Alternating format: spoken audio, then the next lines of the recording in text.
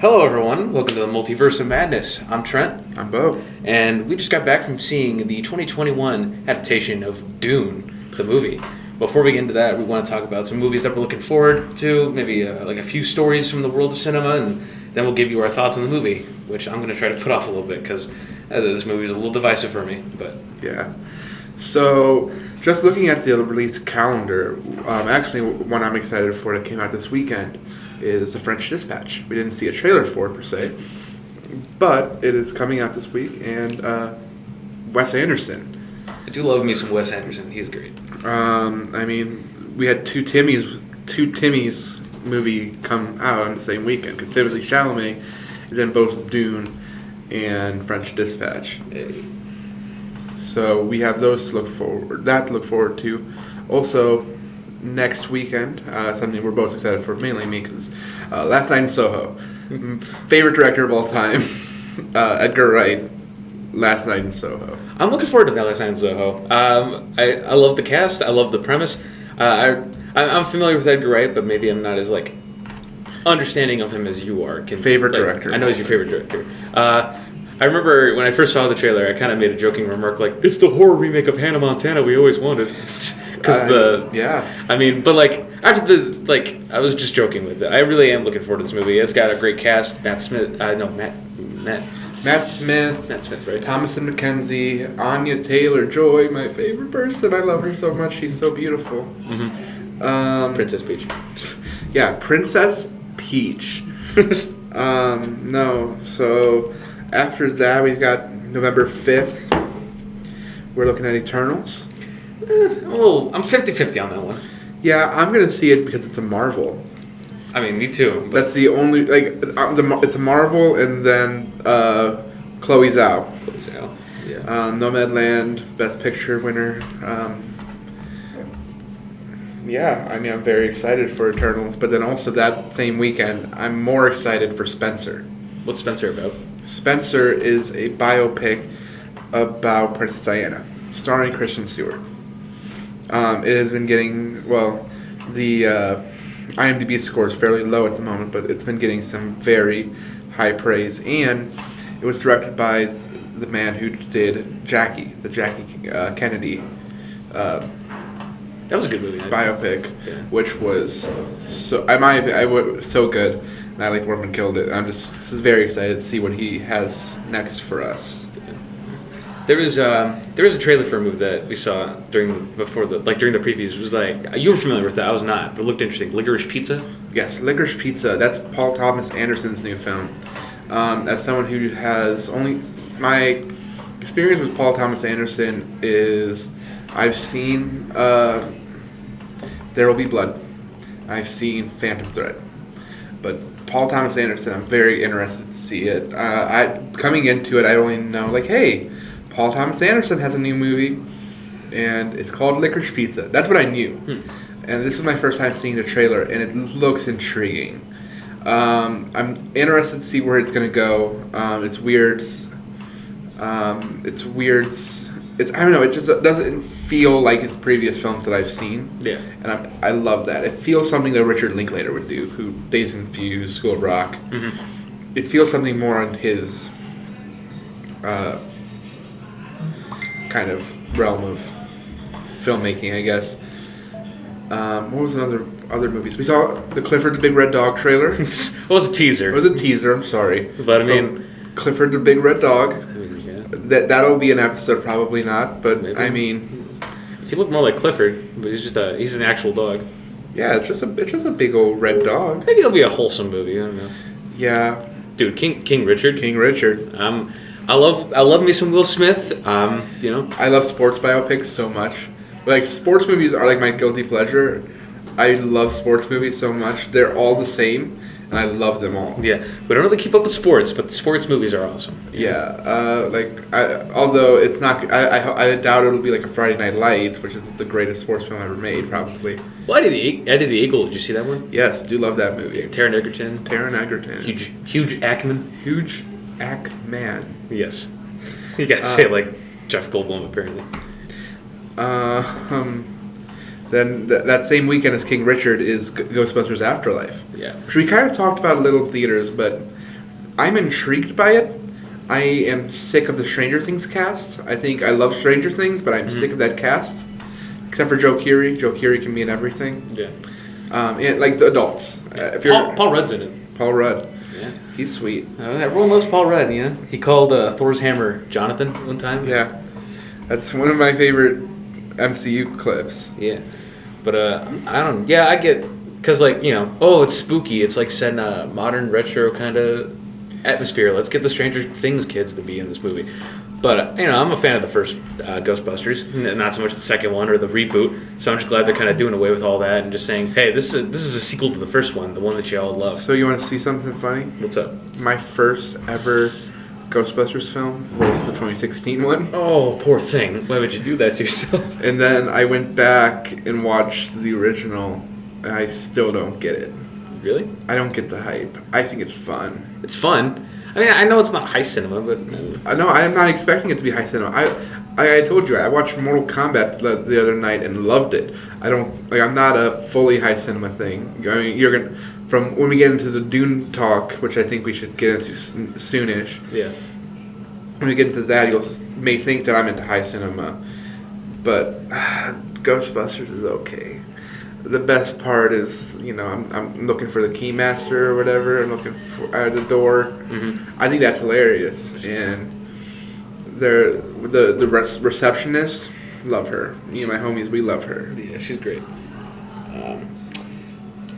What was it gonna? Two more films I want to mention that I'm also excited for. The Batman. Oh, the Batman, starring Robert Pattinson. Yeah. The new trailer that came out is awesome. It's got the Penguin. It's got the Riddler, and they're combining elements of Hush with him. Like when I saw the original teaser, I thought it was going to be Hush because of all the people whose faces got taped up. But like it's a combined element. It's like a new Riddler we haven't seen before. I love Paul Dano. Yeah, Paul Dano is slowly becoming one of my favorite actors. He's creepy, and that's what we need. Paul Dano was actually in one of Denis Villeneuve's films, Prisoners, which is a hard recommend because it's very uncomfortable. Ooh.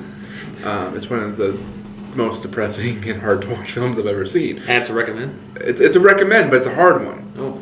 Like I don't know if I could recommend it to everybody. So if it's basically, it makes Criminal Minds look like Elmo, in my opinion. It's I don't know. It's disturbing, but it's great. Me and my homies, we love Denis Villeneuve. That's his catchphrase, people. It's just saying me and my homies love. Yeah, yada, yada, me and my homies, we love stuff. Yeah, that's true. We love a lot of things. But no, the Batman, Paul Dano. Mm-hmm. I love Robert Pattinson. Yeah.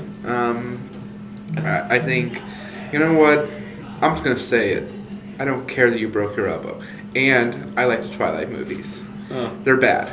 We get it. They are fun. Get on my back, Spider Monkey. Let's go. Well, that might be an argument for another time. They're definitely bad. I don't know if they're exciting though, but have you seen the Eclipse fight scene? That's a dream. It was a dream sequence. That was the Breaking Dawn. Breaking Dawn Part 2 had the dream sequence. Oh. Eclipse had a badass. Oops. They'll just run together after a while, you know. They're amazing. Okay.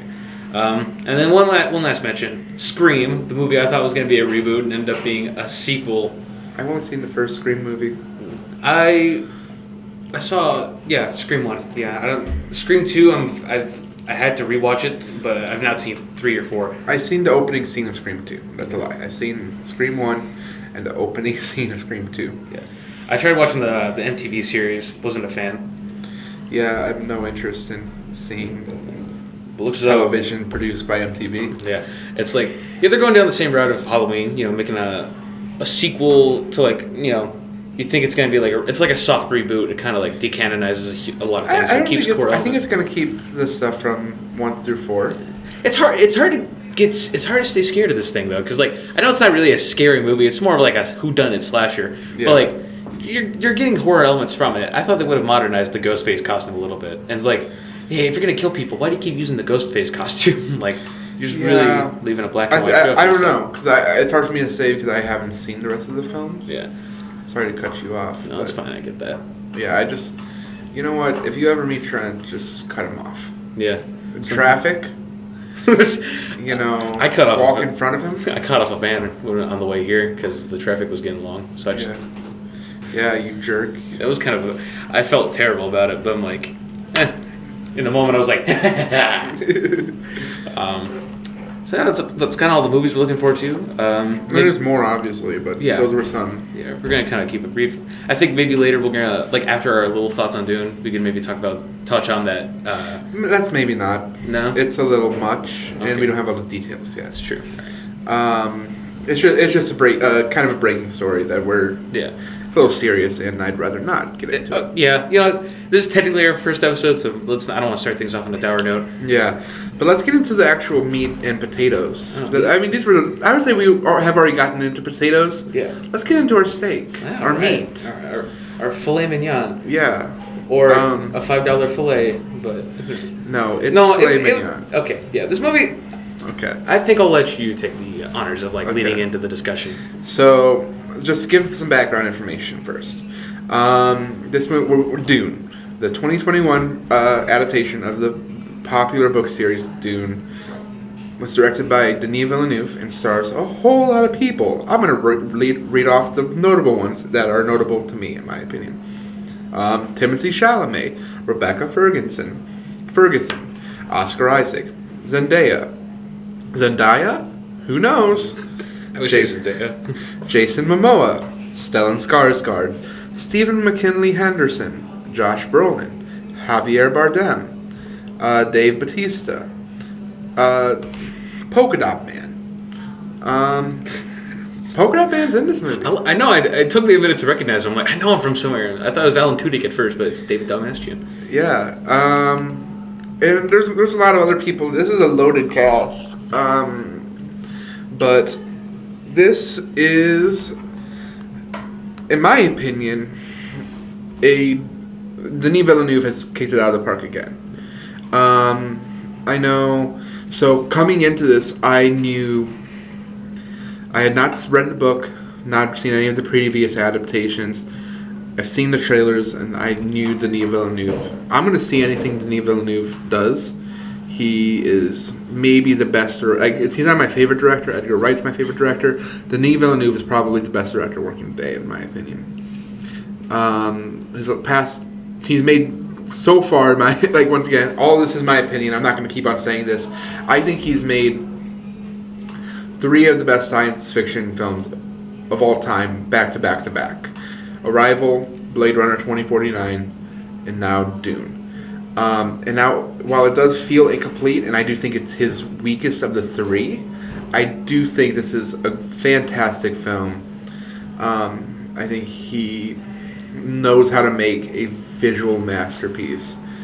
And even without those amazing visuals, I think he's made a compelling world. He didn't make the world.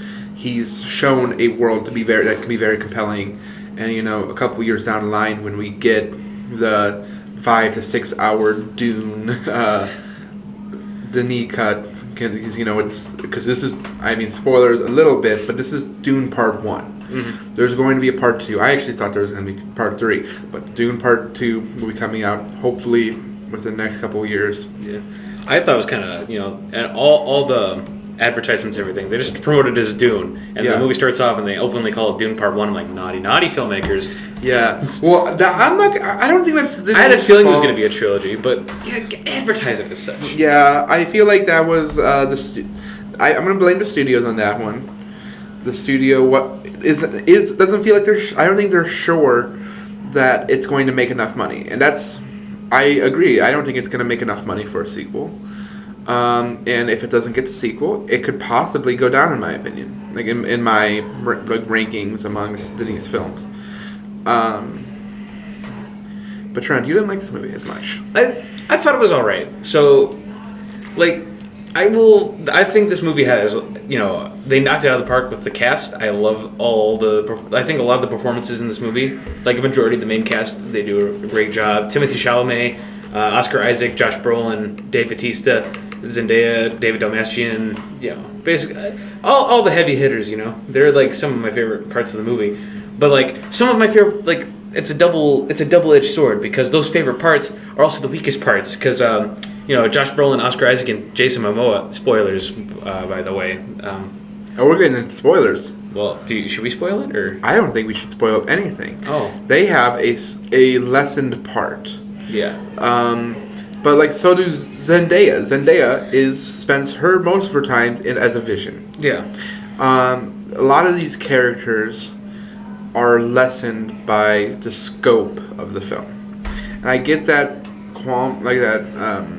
kind of criticism, but and I don't want to defend it by saying it's a part one because I don't like that defense. Because I think films should stand on their own. Yeah. But I do think this one stands on its own fairly well. It is. I think the film that is most like is Game of Thrones meets Fellowship of the Ring.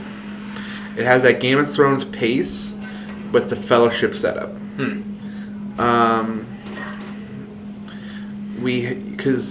But I do understand what you're starting to say, and getting into spoilers without getting into spoilers.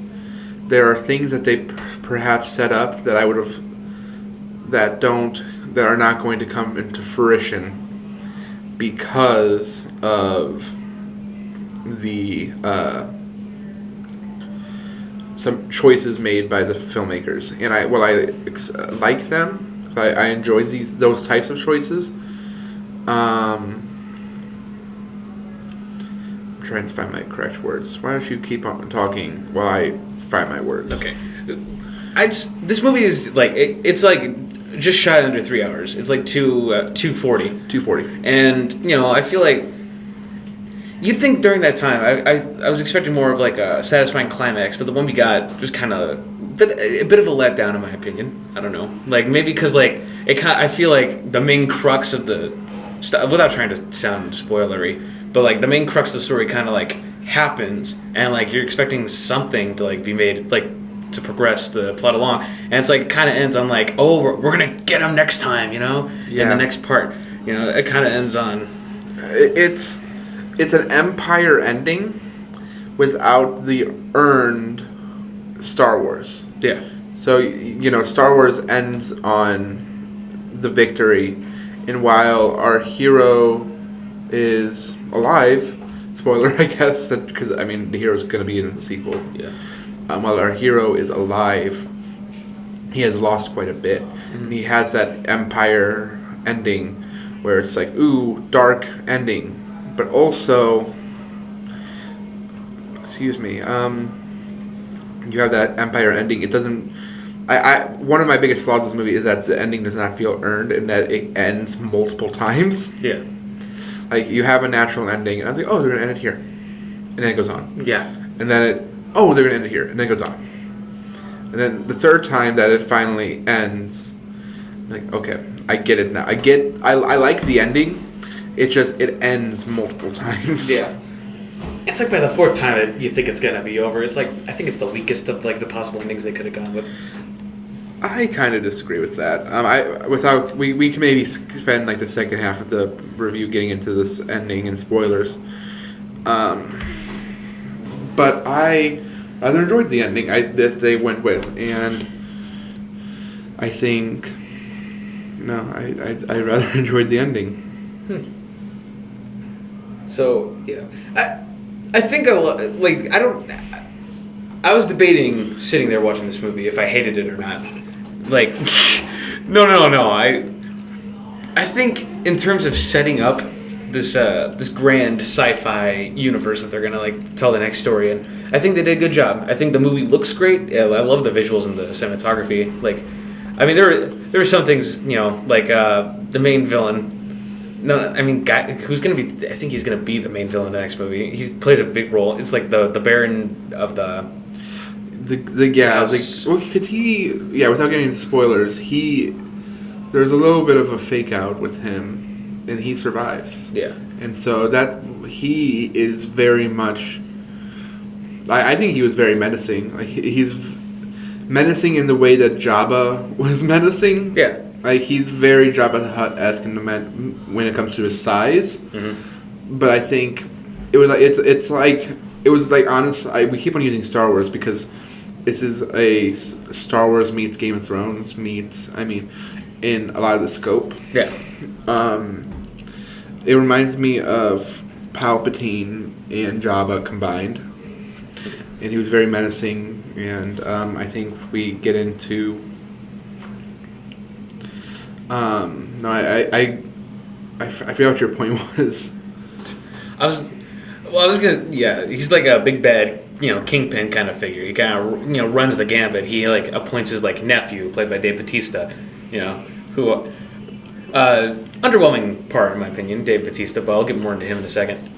He looked menacing, but like, I don't know. Just at the same time, it's like it's kind of ridiculous his character design. Plus the costumes he wears, like the garments, just look like straight up Party City costumes that they just. Oh, I disagree. I loved the costume design. They look very cheap. Well, all the other costumes look great. The guy, Baron Vladimir, I think his name is, of the Harkonnen house. I think I'm saying that right. Yeah. I think his just looked the cheapest out of all of them, and not as impressive.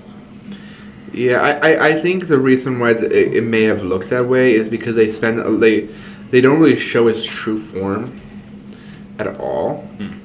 Like he'll kind of start to grow in size, and they'll cut away and kind of use like a rack zoom to where he's in the background, where you can't really see him.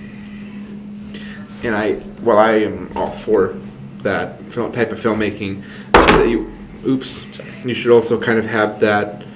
I feel like once again another flaw of the film that I agree with is that I feel like they should have shown him more. And the villain is possibly the weakest part. Yeah. I enjoyed the villain, and I disagree with while Dave Bautista didn't get to do much, I do really enjoy his character. No, I enjoy Dave Bautista in this film. It's hard not to enjoy Dave Bautista. But why is Gamora? He knocked it out of the park in the squared circle and in the Marvel Cinematic Universe. I just think he should have been given a lot more love in this movie. He's just kind of there as like a auxiliary player. Yeah, because Denis Villeneuve has done this. This is the second time he's done this, where he underutilizes Dave Bautista. Have you seen Blade Runner 2049? I've not. Okay. Have you seen the original Blade Runner? Yeah. Okay. We need to fix Blade Runner 2049 because it's excellent. But the Blade Runner 2049, he's in the film, but in my opinion, he's very underutilized, and he plays this kind of very soft-spoken and lovely character. Like, I really enjoyed his character in Blade Runner. So it's like kind of subversion of casting. It's like they casted Robert Williams to be like a creepy stalker in one movie. 1 hour photo. Yeah, 24-hour photo, I think. Whatever. It's something with hours and pictures. Yeah. Sorry, go ahead. No, go ahead. I forgot what I was going to say. I'm losing my train of thought. I keep on losing that. I'm tired. I was out till like 1:30 last night watching Critical Role. Oh yeah, I forgot you were doing that. Yeah, well, we could talk about that after the show, but I'm tired. I keep on losing my train of thought. I have coffee, but I'm tired still. It was a long movie too, Yeah, I'm not gonna lie. I dozed off during a scene. I thought I saw you slumped over, and I wanted to wake you up, but then I caught like your eyes were like kind of barely awake, so I'm like, okay, I think he's got it. Yeah. He'll hold in there. Yeah, but it was like once I kind of dozed off and took him like I wasn't even in a nap. It was like a 30-second solid eye close. I was rejuvenated, and that's kind of where the film picked up for me. I think the second half of the film is just like solid action, and there's in the action film we haven't really touched on it. It's really good, I think. Yeah, the action we do get is like I think it's well choreographed. There's a lot of good moments in there. I like you can see it, which is really appreciated. Yeah, I like their shield kind of technology they have. Yeah, I loved the. It doesn't outright stop the weapon. It just kind of like it slows it down enough for you to counter it or like to. Yeah, I like that. I like the. What can't the sand people? What the Fremen? Fremen. The Fremen. The way that they use sand in their combat and how they can just like meld into the sand type of deal is so cool. Mm-hmm. I really enjoyed any combat that involving them. We haven't really talked about him yet, but Jason Momoa killed it in this movie. Oh, he's awesome. This may be my favorite Jason Momoa performance, but it's like that or Khal Drago. But I loved him in this movie. I mean, I almost lost it when they called him Duncan Idaho. Yeah, his name is Duncan Idaho, and that's silly. Yeah. But you know what? Sometimes you gotta, in a science fiction story, it, you know, Ray Skywalker. I'm sorry. Ray Palpatine. Ray Palpatine. Yeah. I mean, Star Wars is nothing but silly names. That's true. Hi, my name is Han. Han Solo. Yeah. Me and my homies, we hate Star Wars, even though we love Star Wars. We're both tired. It's been a long. It was a long movie. Yeah. We are going to. No. So, was there anything else that major you wanted to talk about? It's just like the production design. I wanted to touch on the production design real quick. I think. Well, honestly, I gotta want to go through the Oscar things it's going to get nominated for sure for sound, because for whatever reason the Oscars are stupid and combined sound design and sound mixing. is that there's a difference. Sound design is the sound itself, so that is the gunshots, when the shields were hit. Sound mixing is kind of what when we get into editing the show. You're going to be mixing. You can see the sound levels. Yeah. Well, that's mixing the levels of. Well, we want the gunshots. I don't think there was many gunshots in the movie. We want the gunshots to be heard over the music, or we want the music to be, or dialogue to be heard. And so they just combined it into sound last year. And it's stupid in my opinion because they're very different, and it's very much. I used to be someone that didn't understand it, and I get it. But once you understand it, you understand. And I think it'll get best sound. I don't know about winning, but it'll get a nomination. Best production design, easy. I love the costume. I think Denis Villeneuve in the Oscars, he's going to sweep the technical awards. That or maybe Last Duel. I've heard good things about Last Duel. That's one with Matt Damon and Adam Driver, right? Yeah. I plan on seeing it soon, but it's also another 2.5 hour long movie. That's slow. I also thought it was going to be a Crucible remake, and I can't stand the Crucible. You can't. Oh, we're gonna have a fight after this. No. Like, I'll defend myself. I'll die on that sword. The Crucible, maybe my favorite play. Gosh, why must you do this to me? I am in love with things about McCarthyism, or just in general. I love allegories, and also Winona Ryder's in the movie. I love me Winona Ryder too, but I don't know. She's not much to. I don't think she's. Actually, you know what? Clever segue. This was unintentional, but I think one of the elements I dislike about the Crucible, I think, can apply to like one of the criticisms I had about Doom, because Dune. I don't know. I keep calling it Doom. Doom. It's close enough. Yeah, but I think one of the criticisms I can apply here is that, just like a whole lot of nothing happens sometimes. Like, I think there are moments that. There's slow moving, and like at the very end of it all ties together. But in the moment, you're just like, can something more happen? And like I think that there's like a conflict that happens at the very end of Dune, where it's like this could have been prevented. They're just kind of like tacking this on, and I feel like it's what I do agree with that. But I also I want to defend that particular scene because I really enjoyed it. I think it showed that the dreams and the precognition type of deal is fallible, because that was somebody that he was having visions about that is no longer with us. And I think that's a very interesting point about the precognition type of stuff. And I don't know, it's something that a lot of your issues, and I feel like a lot of people's issues, if instead of doing the 3 or 4 Game of Thrones prequels or spin-offs, if they would have just put all that money into Dune, because it's the same Warner Brothers, and they put all that money into a Dune series, I feel like that would have been like a TV show. Yeah, I think a TV show would be more palatable. Yeah. That being said, I watch 3-hour movies often. I know.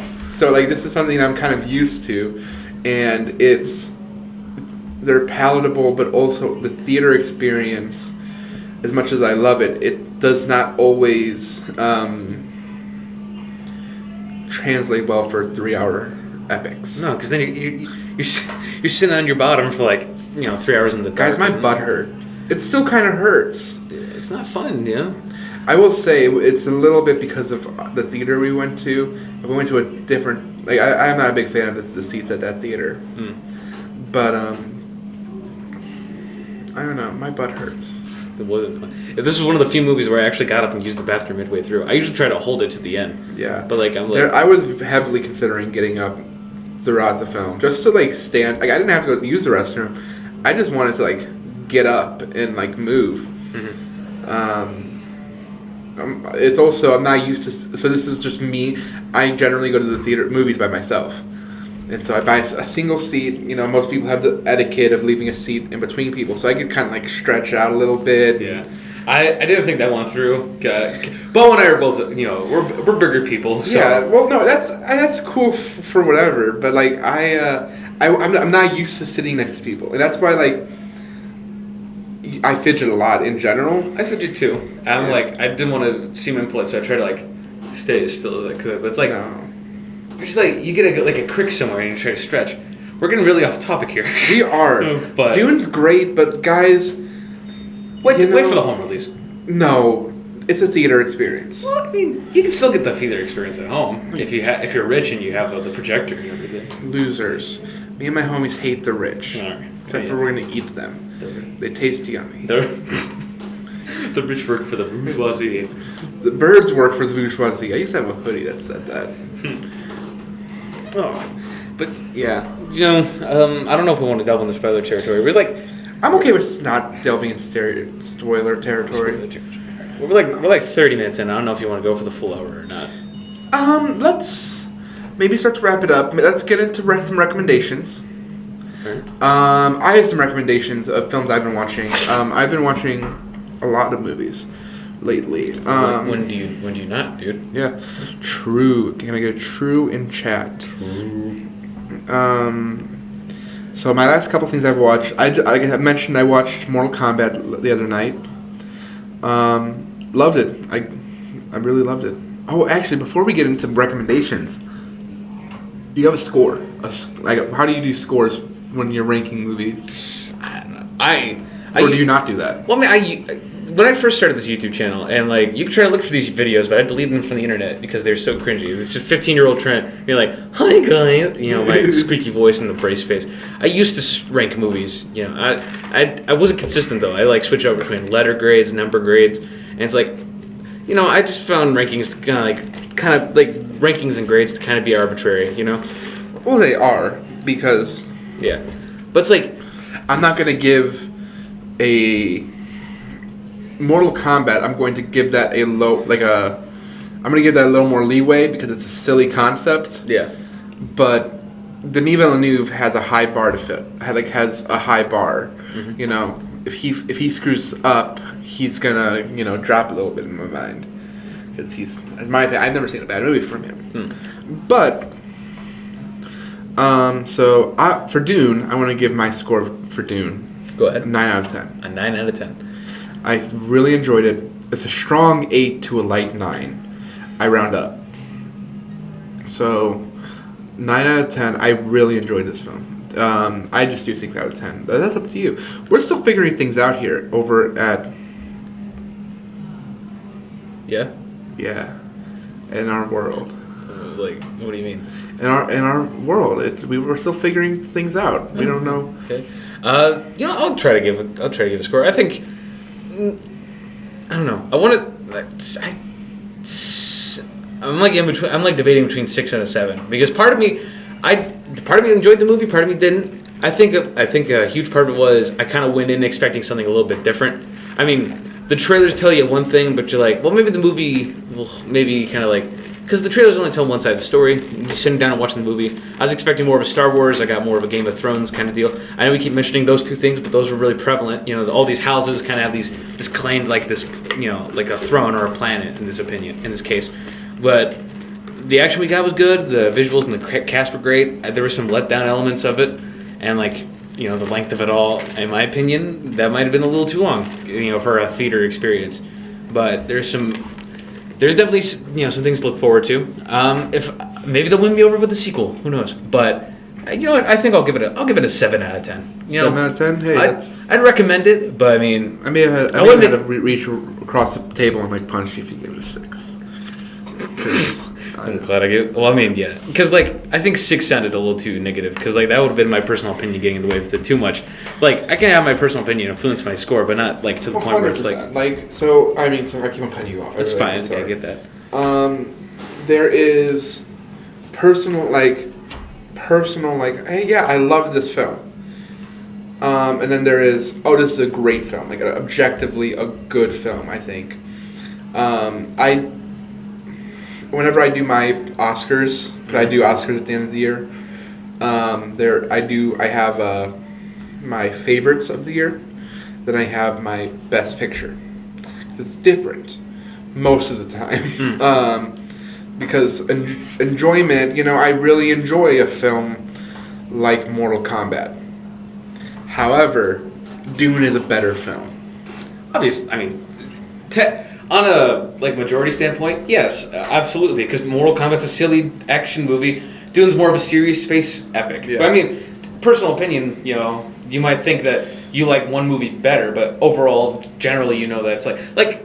Spoiler, this is what we're going to get into next time, but we're going to try to cover some Spider-Man movies in preparation for No Way Home. And this is just an example I'm providing here. Like, I personally love Spider-Man 1 more than Spider-Man 2, but I will acknowledge Spider-Man 2 is the best of the trilogy and is the better movie. Same thing. I think Amazing Spider-Man 1 is garbage, but it is and I love Amazing Spider-Man 2. Wow, that's... When you look at it objectively, Amazing Spider-Man 2 is probably not as good as I like it. I just love that movie so much, dude. It's so fun. It is fun. It's so fun. We'll table the discussion for later. I know. I'm excited to get to Spider-Man because that's my comfort zone. That's my favorite superhero of all time. It should be everyone's favorite superhero, but the Batman is a close second. My second is an anti-hero because she has hero moments depending on the film, and it's Mystique. Mainly because I love her powers. If I could have any superpowers, it would be hers. Shape-shifting is overpowered, and it's underrated. Oh, no. But no, some more let's get into recommendations. Okay. We talked about Dune enough. Yeah. Mortal Kombat was one Mortal Kombat. I just finished watching LowPolyLevi. It's a documentary series on Amazon about LuLaRoe. It's a legging and fashion pyramid scheme. Mm-hmm. And it's super interesting. It's not a well-done documentary, in my opinion. It's kind of basic, but it's still interesting enough and well-told to where it's still a solid docuseries. I rewatched one of my favorite films ever made. It's called Kajillionaire. It's really good. Made me cry. Love it. I watched Charlie Chaplin's last silent film, Modern Times. Not my favorite Chaplin, but still good. What else have we got here? Halloween Kills. I'm rare enough to see that on Sunday, hopefully. Really? Okay. I liked it. It's a very divisive film. Yeah. I was surprised to check. I know don't always trust Rotten Tomatoes, but I checked the tomato meter, and the critics are not happy with this movie. But I think you kind of shooting yourself in the foot when you plan out a trilogy ahead of time, because you know that this movie is not going to be. You're not going to get a lot of concrete answers or conclusive moments. Like, okay, so I can't talk about it without spoiling it, so I'm not going to. I loved it. It's super fun. It's another movie where it's not exactly like an amazing, like it's not going to win a Best Picture, but it may be like that a theater experience it's maybe one of my favorite theater experiences since Endgame. Halloween Kills? Halloween Kills. It was so fun. The audience was very kind of in it, to where we were all like, "Oh, come on, don't do that, don't do that, don't do that." And then like when the kills were like, "Oh!" It was so cool. One of my favorite theater experiences I've had in a very long time. Probably post-pandemic. Do you want to maybe? I don't know if I know it's like kind of short notice, but do you want to squeeze in like a podcast discussion of Halloween Kills on Halloween, or maybe a day before? We can do that. I know Halloween lands on a Sunday, and usually Sundays are busy for us. Let's try to do it during the week, maybe. Right. We'll talk about it off camera, but off recording. But we'll try to get maybe Halloween Kills be our next video, any podcast. That or it'll be Spider-Man. Yeah. Do you have any recommendations? Well, it is. I guess it is October. 'Tis the season to be spooky. So, in preparation for the new Scream coming out, I would recommend rewatching the first Scream movie. Maybe Scream 2. I gotta watch Scream 3 and Scream 4, but I've not heard great things about those. One of my favorite horror movies of all time, John Carpenter's The Thing. There we go. I love that movie. It's one of my all-time favorites. Like, if you're trying to explain to someone what The Thing is about, I hate to say it like this, but explain it like it's real life Among Us. Among Us. Sussy baka. The Thing's one of my favorite horror movies. What else? I don't know. I'm kind of drawing a blank here. But let's talk about. We got some horror movies. Signs. Midsummer. Watch Midsummer. Don't watch Midsummer. Would you consider Signs a horror movie? I do. I think it's more of I think it's a thriller with horror elements. I think people kind of not gatekeep. I don't know if gatekeep's the word. I think people kind of like don't. I don't know. If it scared people, you can consider it a horror movie. I think I'm very loose on my definition of a horror film. I think it's a good intro to horror, and I think it's one of my go-tos. Kind of a lot of early M. Night is good basic horror. Mm-hmm. But no, I consider it a horror film. What are other good horror movies that I have on my... Are you Team Bird Box or Team Quiet Place? Because those are two recommendations. I didn't like either of them. Really? I mean, Bird Box is all right. I appreciated A Quiet Place for what it was, but I didn't really enjoy it. Yeah, I love Quiet Place, but I thought you would have been like, Bird Box like the weaker of the two. I mean, it is. Yeah, it is. I just don't like either. Like, I think out of all, if I can, I'd probably pick Quiet Place Part 2. Would be my favorite of all three. I had a lot of fun with that, especially the flashbacks to to the beginning of the end of the world. It's the end of the world as we know it. If you want some really good horror that's gonna mess you up a little bit and it's hard R, Climax, Gaspar Noé, if you've ever seen him.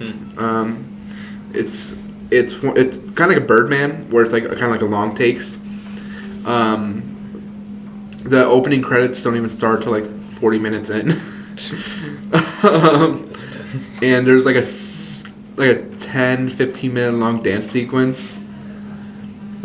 Yeah, it's weird. That does sound weird. It's another hard to watch film, but it's good. We're talking about horror recommendations. Yeah. So. I've not seen it yet. I want to. Malignant. I know it's not. Malignant was so good. I know you told me it's not really like a horror. You said it is a horror film. It is because in my definition, horror. It is I forgot the name of it. It is a camp film. So it is purposefully kind of cheesy and over the top. Even like to the acting and writing, it's over the top. The trailers made it sound like it was going to be a more serious take. From the trailers, it looks like The Conjuring. Yeah. And there is like in the beginning, there is a scene that's very much playing on The Conjuring, but you can tell that it's what's his name? What's the director of that movie name? James Wan. James Wan playing, like, kind of making fun of himself a little bit. I would recommend. I would recommend watching Upgrade and The Invisible Man. I forgot who directed that, but it's James Wan's old writing partner, and you can tell that they took a lot of inspiration from one another. And I really enjoy... Those are like two... If you're going to watch Malignant, I think you should watch Upgrade or Invisible Man, or both. I want to see both. So yes. I might... You'd love Upgrade. I remember seeing the trailer for Upgrade and I wanted to see it because it looked awesome. It's the best Venom movie. I know. I mean, I remember watching Venom. I'm like, this reminds me of Upgrade. At least the trailer I saw. Yeah, it's even Tom Hardy and the main actor from Upgrade kind of look alike. Logan Marshall Green. Oh, look, that was Logan Marshall Green. All right.